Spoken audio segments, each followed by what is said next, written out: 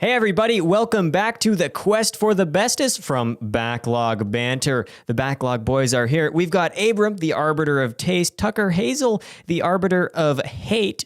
The two compose a yin and yang circle together. Tanner, the man of the people, and me, Timo Nelson, the voice. This week we are continuing our long and drawn out quest to discover the best picture winner film of all time, one movie at a time each week, chosen through random order. If you stick around until the end of the episode, you'll get to see us spin a magical mystery wheel of fate, a wheel of fate and fortune to bring us whatever. We should trademark that. That's a cool phrase. That one just came to me right on the spot. It was pretty. Yeah, good. We should trademark Wheel of Fortune. Yeah. That was the joke. But this week we all went off our separate ways, and we watched a particular movie from 1932, Grand Hotel, directed by Edmund Goulding, starring Greta Garbo, John and Lionel Barrymore, Joan Crawford, Wallace Beery.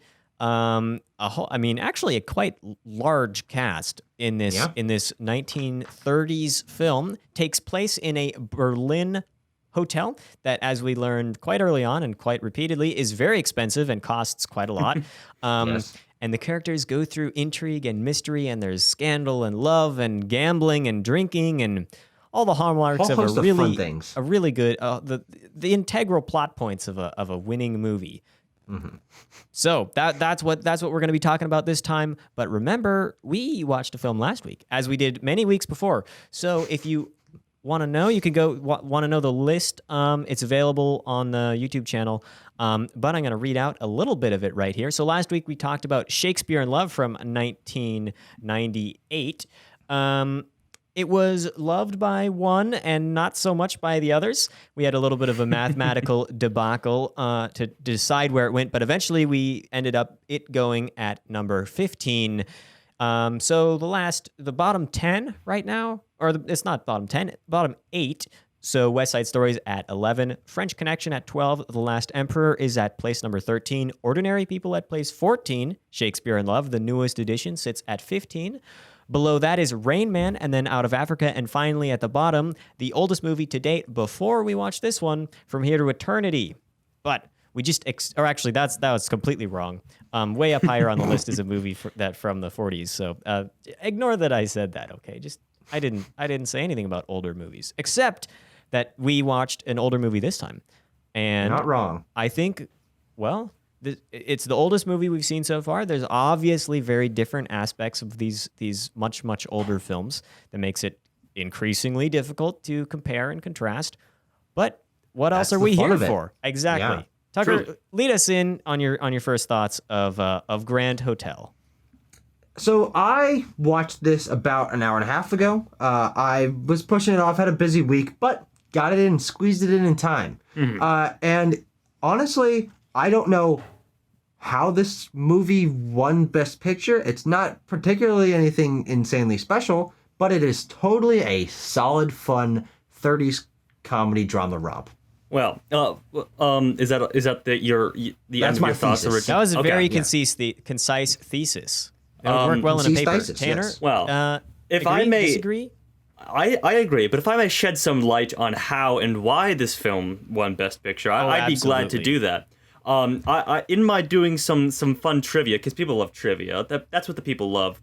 They love fun trivia facts. And in my search for these facts, I found out that this was one of, in the 30s, cinema was still young. This is like the golden age of Hollywood here, baby. Beautiful stuff. But the early golden age. Exactly.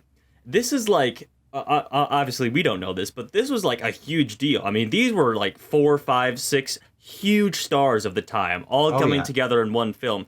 This is one of the earliest instances of an ensemble all-star cast. Sure, actually. Yeah, I think that's partially or maybe entirely the reason why it won Best Picture. I mean, I will admit I'm not super well versed on the actors of the 30s, but I had heard of Lionel Barrymore and Greta Garbo before even Joan Crawford, of course. Yeah, Joan Crawford too. I mean, these are some actors that have had some staying power over the centuries, which it's been almost a century since this film came out, just a couple years more.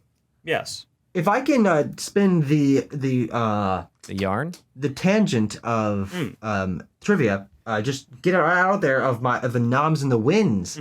Let's do it right now. Fun fact, this is not going to take very long. It was nominated for Best Picture.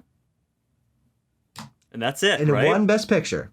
I think if the trivia I looked up was still accurate, the only film ever to be nominated for Best Picture and nothing else. Nothing else. It was not nominated for one other single award. No, Yeah. which is interesting because I do think that there are some performances in here that are You at would least think like nomination Joan worthy. Crawford would get a nomination, Greta Greta Garbo, Garbo supporting role, Lionel role, something or like that, John yeah. Barrymore. Very Abram, strange. you have Open your not mouth. yet given us your thoughts about this Yes. film. As the characteristically new movie fan of the group, I want to hear what your viewing experience was like for such an old film. So I was initially very excited to watch this film when I realized it was a little bit more confined. I like films that take place in a singular location. I love The Hateful Eight. I love Alien.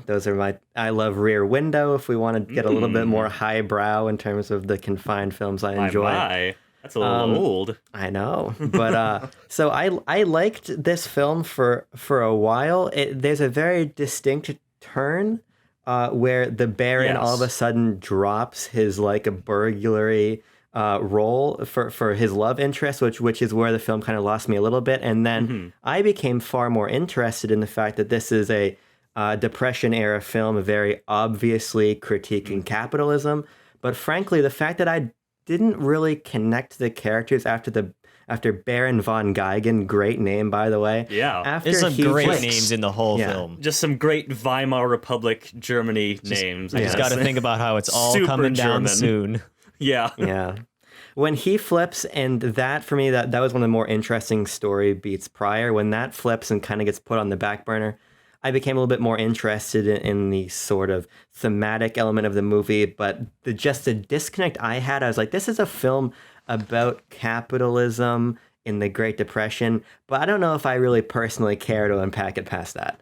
I think it's an engaging film in some respects, but I think that the main plot line loses a lot of momentum, and I ended up kind of losing interest, even though the tension and the actual action is ratcheting up towards the very weird murder that ends the film. I think there's a lot to talk about, but I just don't know if it really held in much resonance for me outside of a sort of curiosity factor. Yeah, I'd have to agree. I do think that its themes about capitalism and exploitation and things like that are very shallow and very like, I mean, at least for 2021, very cold takes that are like, actually, did you know that CEOs and owners of businesses exploit their workers? And I'm sure for 1932 that was a hot goddamn take, but not so much now, especially to see in like an award-winning, a Best Picture-winning film. I'm sure that wasn't super common at the time. You mentioned them being shallow.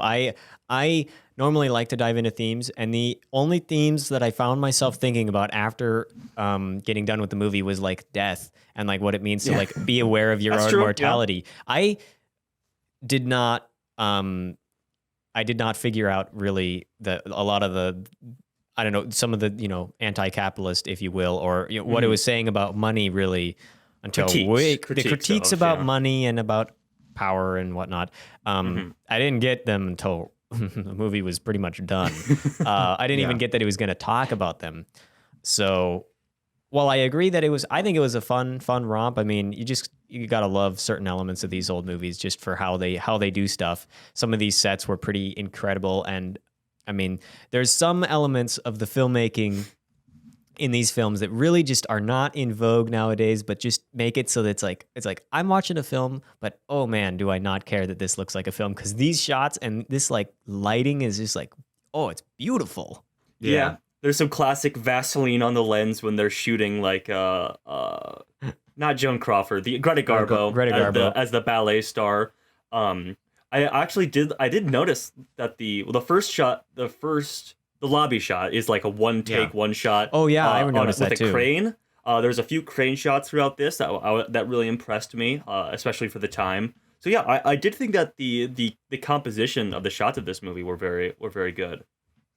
I mean, this film is classically Hollywood in a lot of things. That soft lighting, you've got a lot of of cutbacks and forth for conversations. You've got a lot of still camera work, and then the I think what is essentially experimental for the time was those long takes and things of that nature. There's a few clever shots of from above, but on the whole, it's just solid in those categories, and it's emblematic of that time period. But I don't think it really impresses to a modern eye.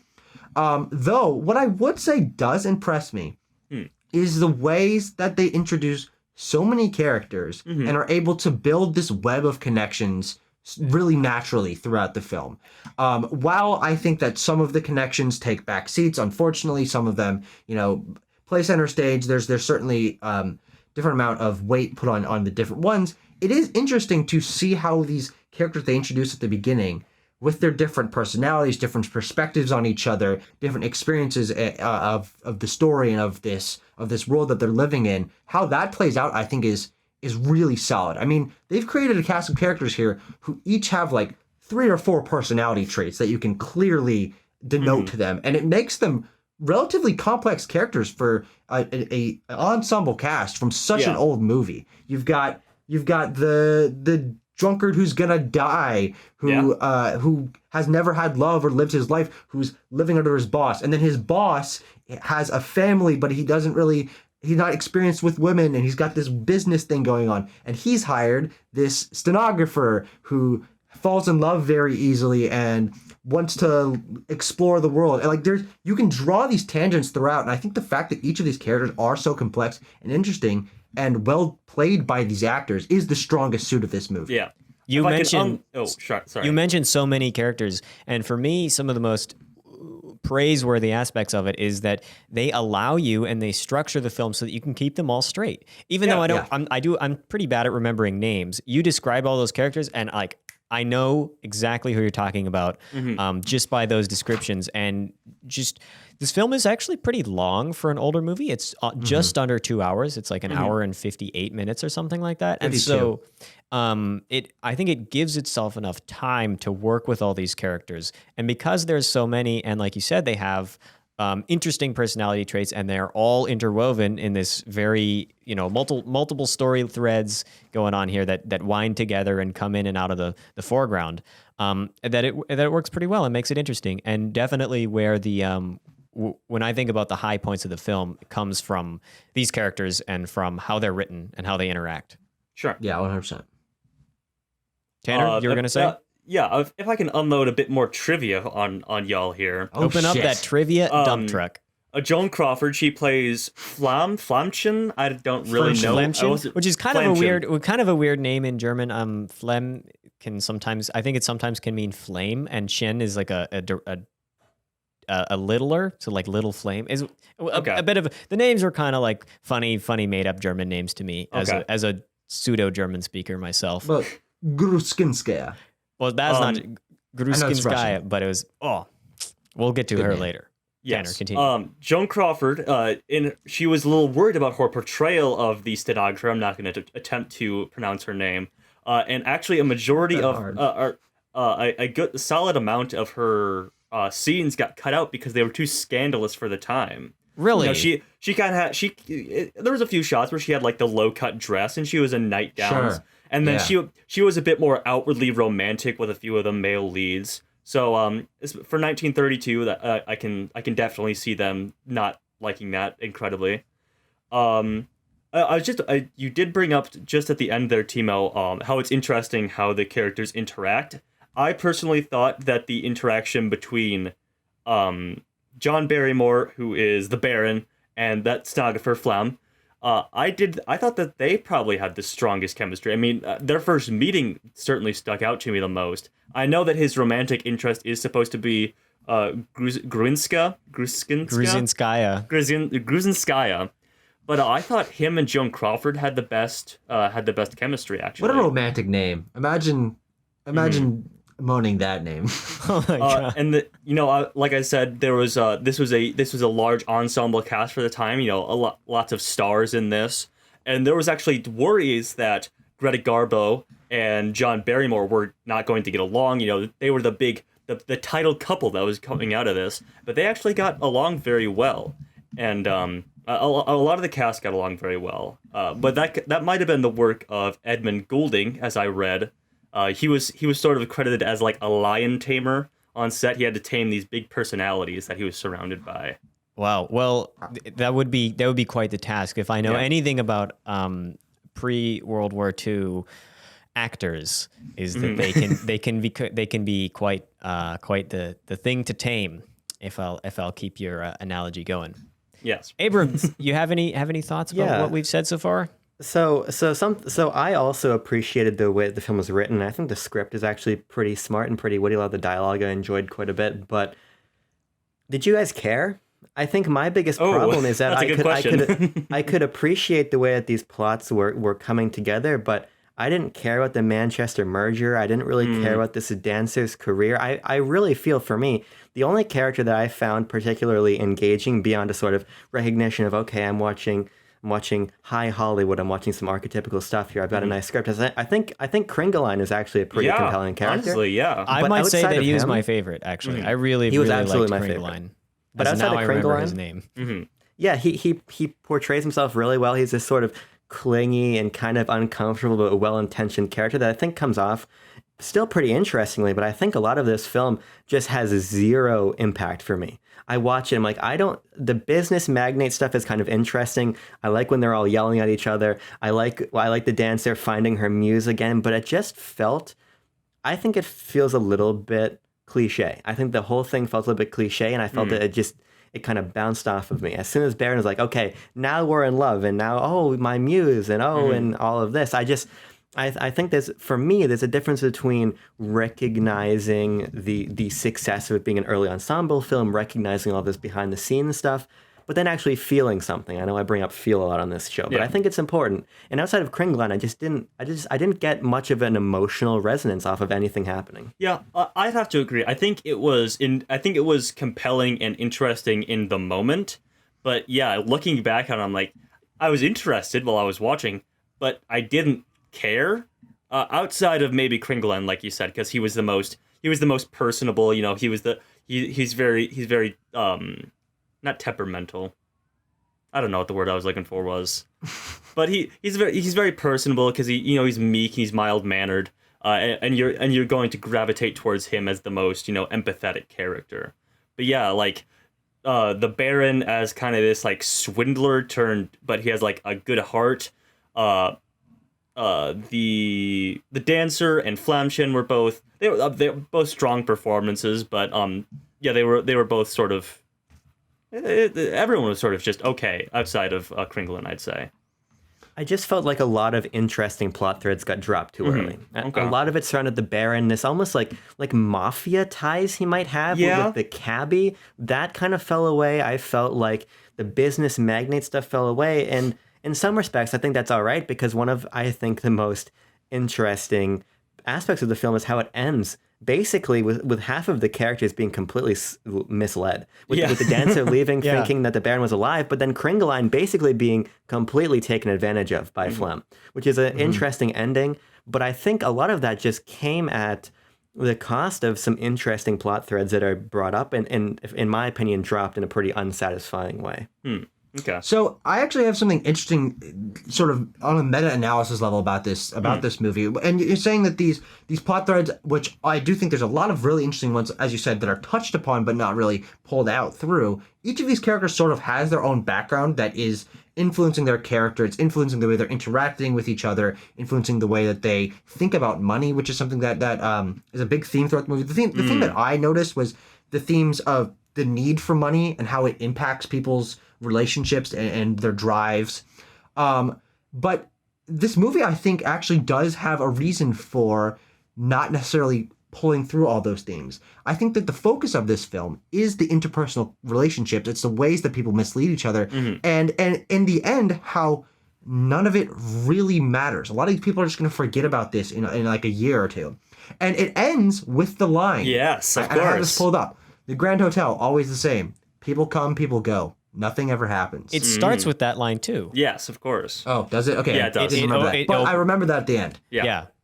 That the doctor character with the disfigured face. Yeah. And I think that's sort of almost the point of the film, is that maybe it's not necessary to have these big overarching plot threads pulled through, if as long as people are building connections or not, then that's enough drama. It's just life. That is a very interesting kind of reading of the film. I actually like that a lot, Tucker. Thank you. That might actually end up influencing me in my final placement. I'm glad you brought that up. It's my job. So I like that a lot, and I did like the like disfigured and curmudgeonly doctor kind of walking around almost as this like holier than thou figure who casting judgment on literally everybody and their lifestyles. Dr. Otterschlong or whatever his name was. Never would have remembered that. I have the cast list pulled up here. Name. That was my best guess at what it says here. I think my problem with that is that for me is like a framing technique. I think that's interesting, but the film then I think really doubles down in my opinion too heavy-handedly on his more financial elements. Oh, I'm Kringlein and I'm about to die, but I need my pocketbook. Oh, where's my pocketbook? My pocketbook. And I feel like maybe you should have just had all of these plots that then fizzle out, and it's about everything and nothing happening at the same time. But I feel like that's at the beginning, it's at the end, it bookends the story, but it didn't feel like that was following us throughout. It really felt like the film was building towards these things and then dropping them. For me, that felt unsatisfying.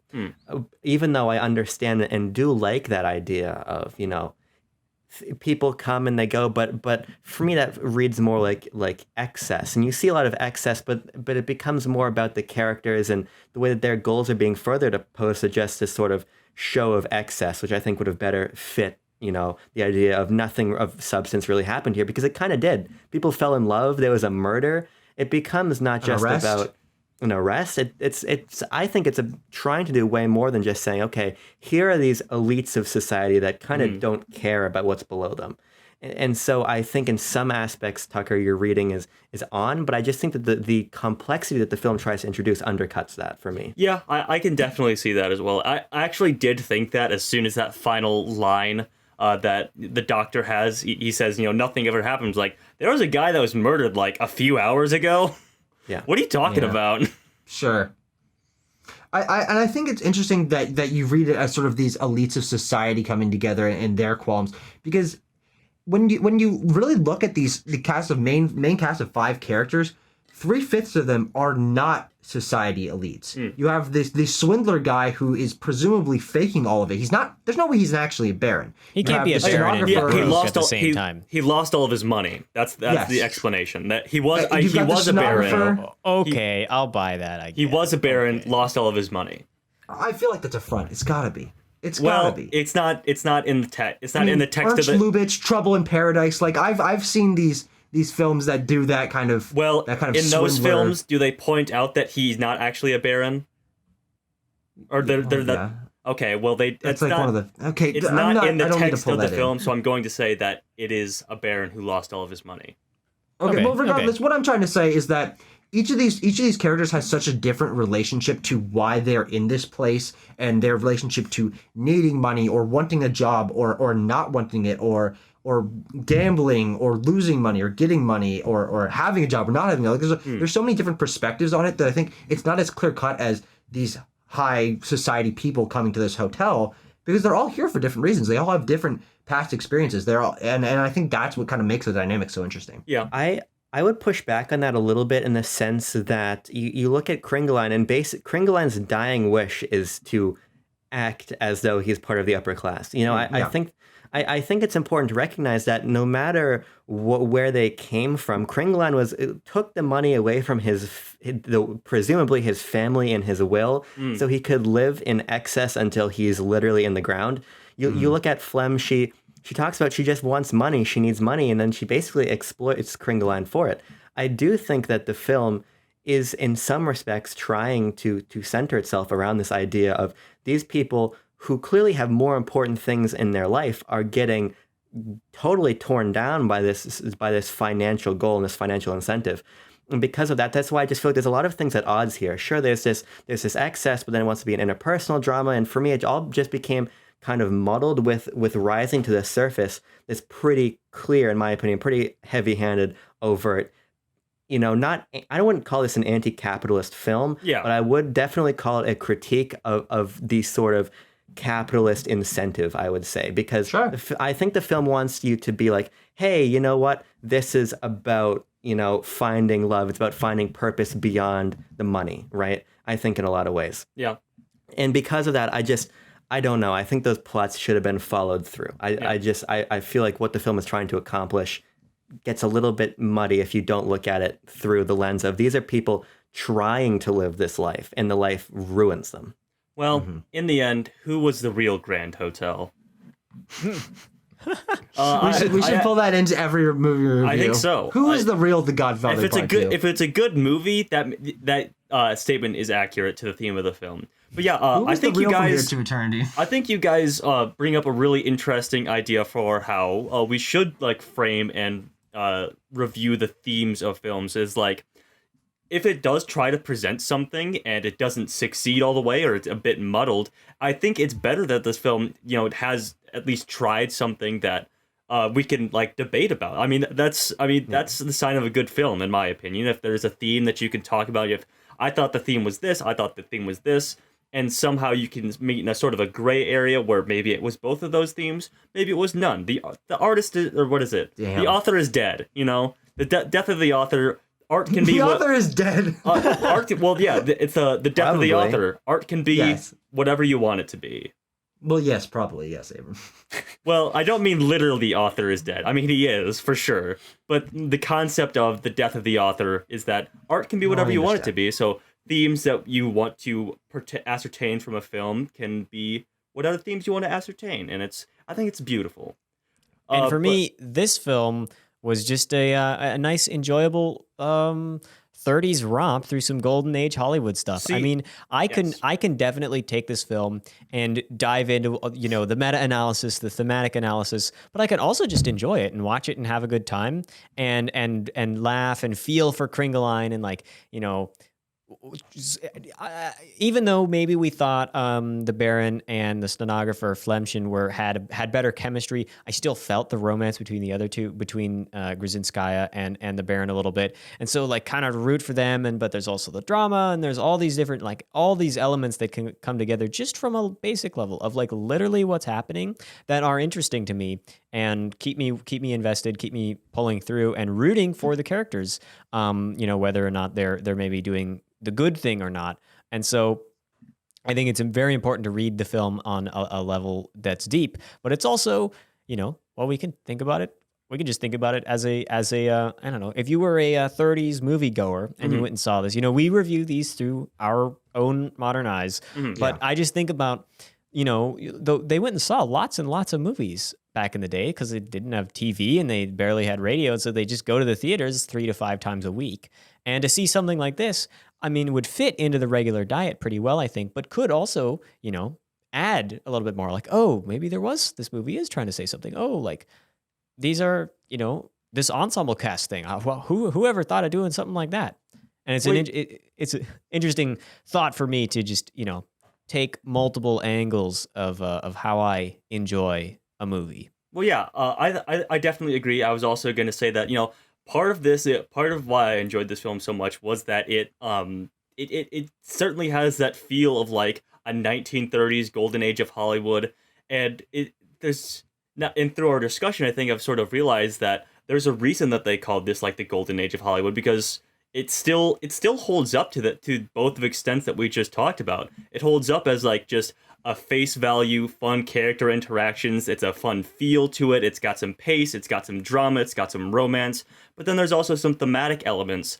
And I think through our discussion and through my watching of the film, it just made me really more interested in the classic films of this era, the golden age of Hollywood, and how filmmaking techniques have progressed. Timo talked about how we're watching these through modern eyes, but also how so much of filmmaking has stayed the same and how we still incorporate these elements, how we build it towards both audiences to try to appeal to everyone.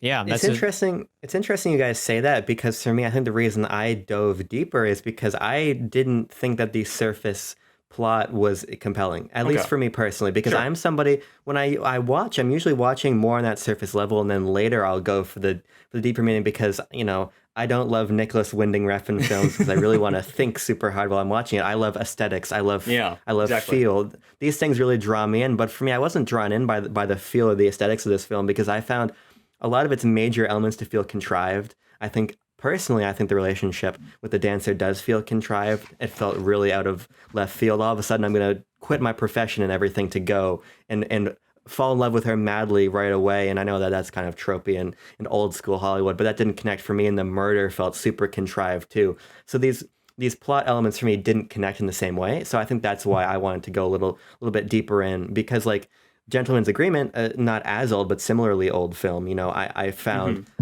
multiple levels of enjoyment there, and so it's not like, oh, I don't think old Hollywood cinema can be interesting, but I just don't think that I connected with these characters in the way that their relationships unfolded and things were dropped and picked up. For me, it was that deeper level that provided, I think, some kind of toothiness for me to hold on to.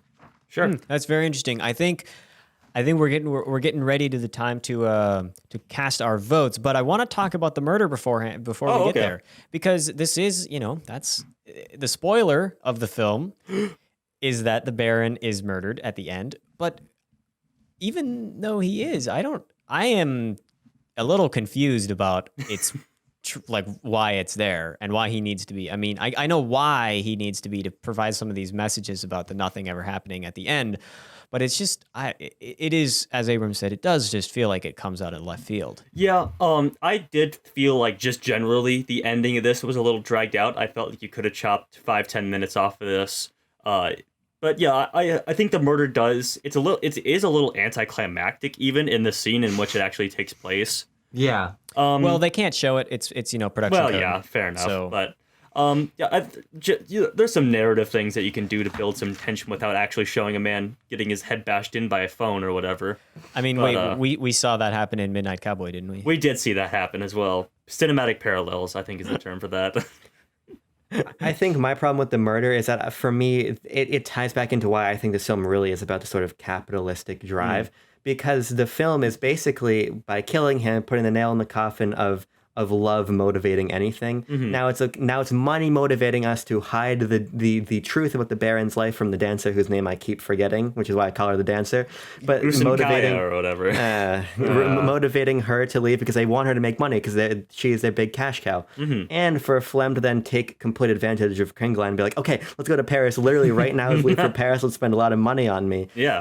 And these things only happen because the Baron died. But for me, that's like, okay, so now the plot is basically being sacrificed, in my opinion, for the themes, which I'm usually not a fan of. So that was kind of my reading, and I think part of why it felt off to me. Sure.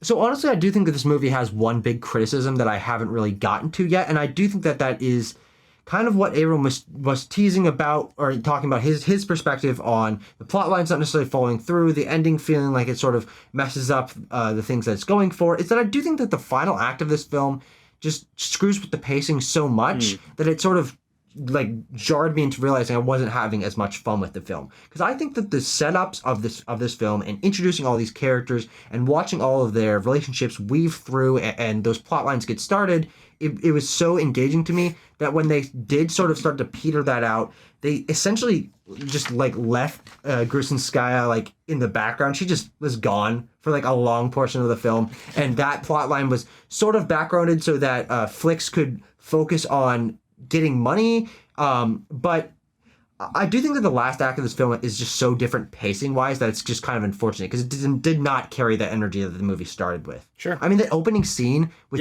with that one take with the phone call. Well, no, the phone calls. Phone calls were cool too. Yeah. That's a great way to introduce the characters. Yeah. It gives them their unique dialogue. They're in private conversations, so they're not holding anything back. True. It gives you interesting things about their backstory. It's edited really well. You get snappy back and forth, and then you're learning about the characters, and that's the energy I enjoyed so much going through it. And unfortunately, that does peter out near the end. And, well, I didn't really feel almost any impact from the murder. I think it was sort of an interesting way for us to see a different perspective on some of these characters, see how they act in a really high-tension moment. But in the end, like the theme of things not mattering, and the fact that I have been able to recognize this movie's strengths in terms of it being a ensemble cast in such an early time.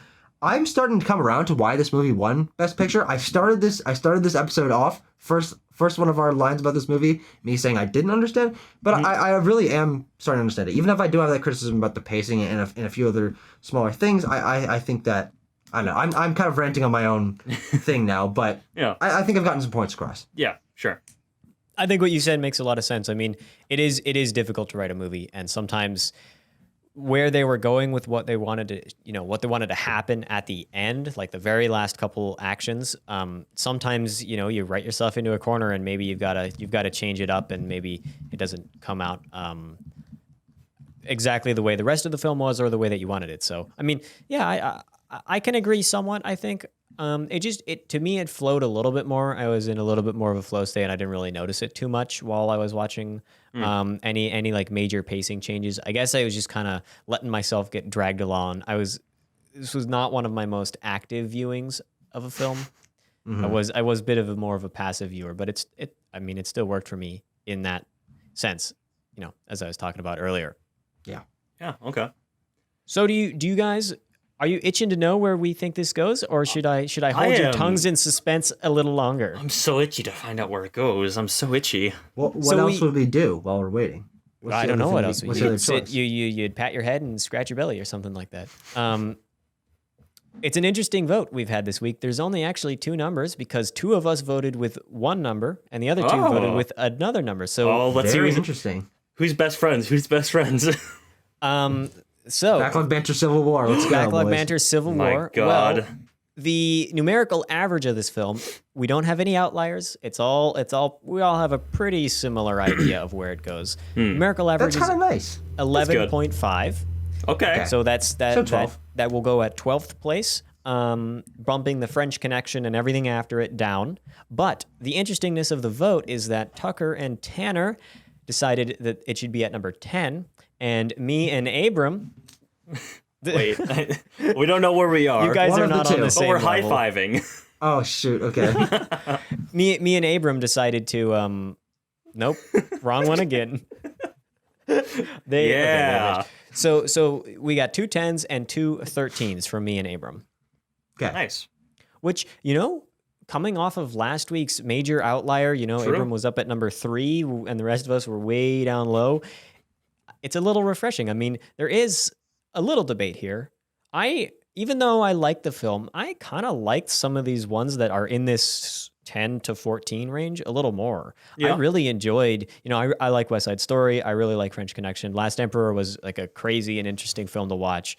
And so I don't know. I definitely I almost feel like putting myself at the will of the group for this one because I just don't know. Yeah.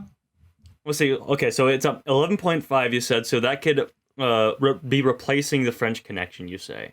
Yeah, that's where it looks to be currently, which I would be okay with. Yeah, but the French Connection certainly does a bit more some interesting stuff with editing, but that really wasn't in popular trends of filmmaking among this time, so I think that's a little unfair.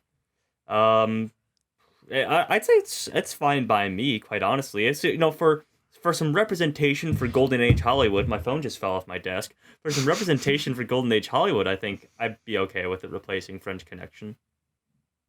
Okay, Abram, what do you think? So my personal headcanon when I vote is The Last Emperor is the boring one. So was I bored by the film or not bored by the film? And I kind of feel like my level of boredom is pretty much on par with The Last Emperor. Okay. But I find certain elements of this film more interesting, which is why I put it at 13 to kick The Last Emperor in the. Keep thinking of Boss Baby when I look at the poster for Last Emperor. I just wanted you all to know that. Emperor Baby. Baby. The Boss Emperor. I think that's a fine placement because where I differ from you guys, I think most significantly, is I don't find that the more surface level read of the film particularly compelling. Whereas while I had pretty major issues with the French Connection, for me, that was a film that hooked me more. I think that its depiction of, New York was more interesting, and I think there was a little bit more for me to latch onto there. That said, I think the discussion we've had and the fact that we've kind of, in some ways, been moving cyclically, but in some ways reaching these interesting conclusions about the fact that there's a lot going on under the surface here, I'm totally fine boosting it up a little bit to what do we say, number 12? Number 12, yeah. I think it's a reasonable place to put the film. Yeah, and for me, I think the only reason I did put it higher is just my personal connection to some of these or lack thereof. West Side Story. Well, yeah, that's fair. Really being my marker there. It's just that I rate these on my personal enjoyment of them, and I'm not ashamed of that. So I do put it a little higher. Of course, I reconcile the fact that I like this movie more than the Godfather movies, but it's not going to do me any good to put it higher. So I think that this is a very solid place, and it reflects our group of opinions pretty solidly. Yeah. We are remarkably unified in this decision for once. Yeah. Good. Finally, you know what? Well, Edmund, you raised your finger. Well, because if we're unified, let me take it to a real left field place. Because this is a thought that's been percolating in my mind. I want to throw a monkey wrench into this union. Throw a wrench to this monkey. Yeah. I want to bring up for a second a little Logan Marshall Green film called Upgrade, which is remarkably different. I like Upgrade. I really enjoy Upgrade. I don't know why it's Upgrade. being brought up. Because a big flaw I have with Upgrade and also the Brad Pitt film Killing Them Softly. Sure. I feel like All right. a lot of films that operate, in my opinion, more thematically, usually falter at the end where they say, okay, I'm just going to show my entire hand. Okay. And one thing that I did like, for as much as the murder felt contrived, I felt like the director was controlled in the way that he balanced the plot with the thematic movement, even though I think the film is a lot more metaphorical than you guys do.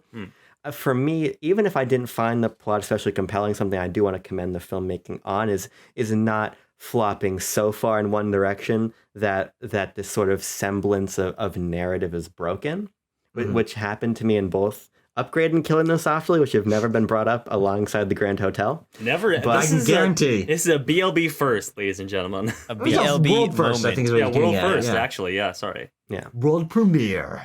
Whoa.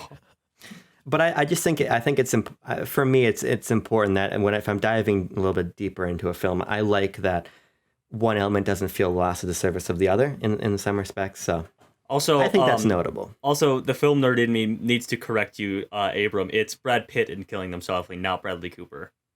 Oh, he said Brad Pitt. No, he said Brad Pitt. He said Bradley Cooper. Okay. No, Folks, we have rewind video it. evidence. Folks, rewind it. We will have to look over the tape once this is over. That was Abram. That was so far out of left field that we might as well have been in the western parking lot of the baseball stadium. But I appreciate it. I appreciate it nonetheless. And it is an interesting, and I think it's a very valid point that it does. You do have to maintain your original place even as you go and try to explore elsewhere. It is like the 2018 film Upgrade. You're right, Abram. I think those two films are exactly the same. I think that. I think that it's time to figure out where we're going next by visiting a favorite mechanism. A shape of ours. A favorite shape of us.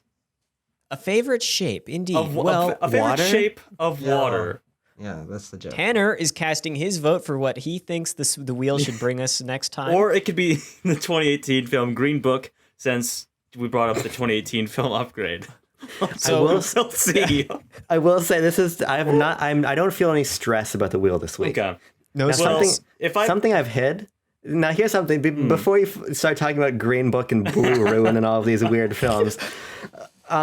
I've always, in the back of my mind, I haven't revealed this to any of you. I've been stressed that we were going to get Titanic because my girlfriend has been telling me constantly. She says, if it rolls Titanic, you just can't happen because we have to watch it together. Okay. By the time we record the next episode, I will be back at college. We'll be there together. So more stress. That no is more Titanic worrying that that you're going to watch Titanic too early. Yeah. Yes. True. We can watch Titanic Well, now. I'll allow it. If I may stress everyone out, and if Timo has the wheel pulled up, I think it's time that I sing my little ditty, my little tune, my little diddly tune. All right, Tanner, I'm The giving you a tune countdown. to which... Oh, okay. I'm gonna steamroll you right into The the tune into to the which tune. I diddle is what I wanted to say. Okay, there we boy. go. 3, 2, 1, spin. Wheel, what's your deal? Give us a film that makes us squeal. Is it on digital or is it on real? Wheel, what's your deal? It's so perfectly timed. I mean, the wheel like literally stops spinning the moment you stop rhyming, and it's so great. I just love it. Give me the number. Okay. I don't give a shit about it, bro. The number is number 53. 53. Okay. That's sort of right I'm in the middle. excited for this one. 1950, solidly on the decade there. Joseph L. Mankiewicz. Oh, Mank. Betty Davis. Mank. Meh. Is that the Mank that the thing's about? Let me check. I just no, I know don't. It's not a different guy. It's a Herman different Mankiewicz is the guy Yeah. that the movie's about. Okay. Well, that is Yeah, your joke didn't work. Damn but it. we're watching All About Eve, which is All an About absolutely Eve is fantastic a film. well-known and classic movie. Absolutely cannot wait for this. Me too. This is going to be really good. I might have seen this before. I don't think so. All About Well- Eve, you say? Regardless. This is an older film I've actually heard of and I actually want to watch. Yeah. I know the poster. It's got Incredible. some good text. What a moment. Yeah, it's It's a great poster. It is a great poster. I'm a looking great at it movie. right now. All those good arrows. Yeah. Well, Starring Betty Davis, Marilyn Monroe. Well, Marilyn Monroe is a very supporting character. in this Well, movie. we'll see. We'll see about that. we'll see. We'll see. Well, I know because I've seen the movie. Yeah, just a little fun fact to everyone. When you pull up this film on Google.com, it says that the release date was October 6th of 2000. Unlikely to be true. Yes. Considering Marilyn Monroe was in the movie. Yeah. Yeah. They just held it in the vault in reserve until then. Exactly. Well, I don't want to hold this movie in the vault any longer. I want to go watch it. Wow. And then I can't You scared me. freaking Tanner out with my willingness to watch the movie this week. I'm looking forward to what we have to say about this, just because this is a more well-known movie, and where we put it on the list could color, any future first impressions or whatnot of of our ranking. But that does not matter, and I do not care what you think about this list because it's mine. We care. I'm a man of the people. We care. We care a little bit. Leave your The love, people- leave your hate in the comments. Yeah, exactly. Tanner, thank you for segueing me there. Leave your love, leave your hate in the comments. Or if you dislike it, send us an email. Sure. No. I don't want to receive any Boy, emails. this really got derailed in the latter half, didn't it? It's been fun though. Yeah. I think this episode has cemented Quest for the Bestest and BLB as a whole as my second favorite movie review channel behind Red Letter Media. Oh, That's incredible. great. I'm proud of us, finally. Yeah, really. Usually people don't hold their own work in such high esteem. True. Well, thank you, Abram. You're gonna boost my night by making me feel good about what we do here. And if I don't know what I'm trying to say there, so I'm not gonna do it. Okay. Thank you You for know what joining boost us. my This- night? Hold on. You know what boost my night? If you're listening to this, find our YouTube channel and join our Discord. We have a Discord. And I want to talk to people about movies, about games, about anything, so join that. Thank It's you. important to note that we never talk about films in our Discord, nor do we even have a dedicated channel for it. It's only about games. So if you watch this but you want games coverage, go check out our YouTube channel. But then if you want to talk to us for some reason, join the Discord. It's a stepped equation here, but it's worth it if We'll you make a check film out. channel. We'll do it. I doubt it. Tucker will make a film Each one of channel. us has admin powers, so we'll get around to that sometime in the next 72 weeks before this show ends. Exactly. Thank you for joining me, the boys, Abram, Tanner, Tucker. I've been Timo. We talked about films this time. We'll talk about films next time. Yeah. It's you've been listening to The Quest for the Bestest on Backlog Banter. We'll be back next week with All About Eve. What if we just didn't talk about movies next week?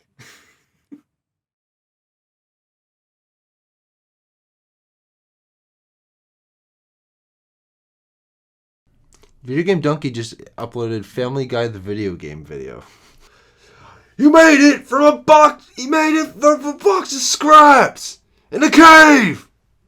And the little fucking piss boy that made Mysterio's suit is like. What if you let Abram talk, you fucking misogynist scumbag?